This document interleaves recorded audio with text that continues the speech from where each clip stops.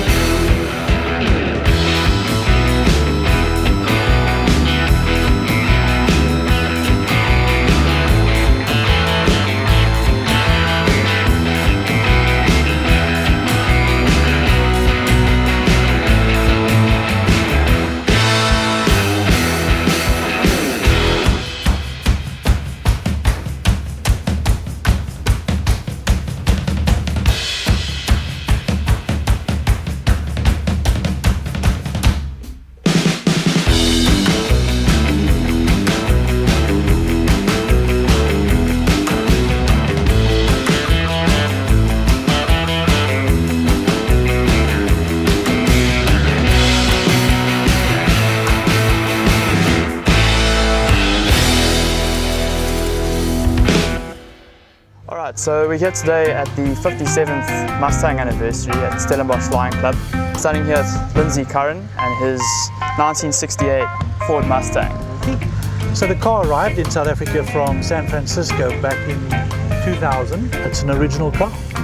Mustang came to South Africa in 1965 and there are approximately 250 classic Mustangs in South Africa that are daily runners. There isn't another brand on the market in the motoring industry that was produced 57 years ago and continued to be produced every year after that. Alright, so he's standing here with Ulf today and his Shelby Mustang Fastback.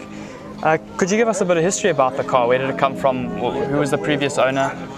I think it's a Texas car.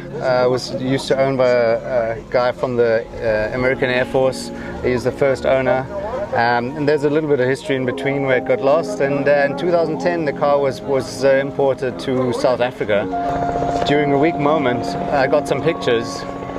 11 o'clock he said, if you come to my shop now and you want to buy it, it's yours. Okay. And at 12 o'clock the car was mine. For the color you always think it could be the love child between Elvis and Steve McQueen, because both would be okay to drive it. Of course, of course.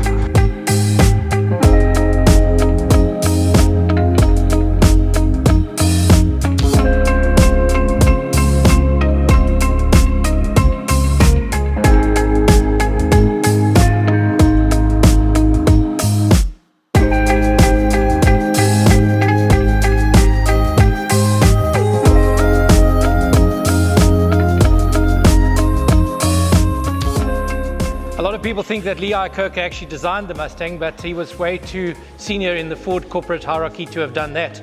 But he's certainly credited with the concept of the car. He wanted a two-door, four-seat, sporty car. And he begged them and said, please, can you prepare production for 200,000 cars? And they thought he was crazy, but they indulged him.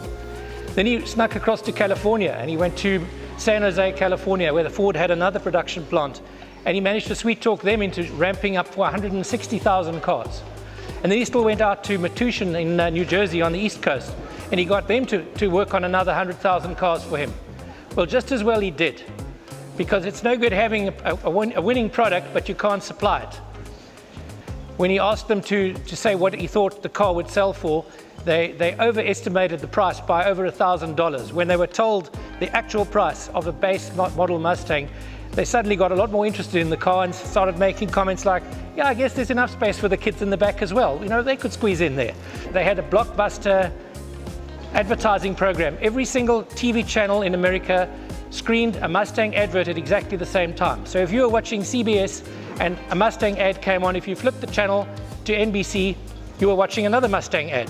By the time the car was launched on the 17th of April 1964, just about everybody in America had heard the word Mustang. They sold 40,000 cars in one day. People slept in the cars that they'd bought so that their checks would clear and the car wouldn't be sold out under them. In 1 year, they sold 600,000 Mustangs. It's the fastest selling car in history. But the Mustang is the stayer. It's the staying power, and it's the car that we can actually still go down to the showroom and buy today.